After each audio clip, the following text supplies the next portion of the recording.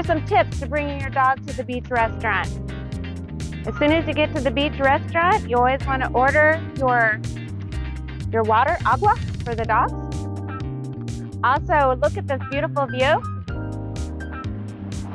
It's always good to go on a cloudy day just to keep those puppies cool. And then also come at a time where there's hardly anybody here.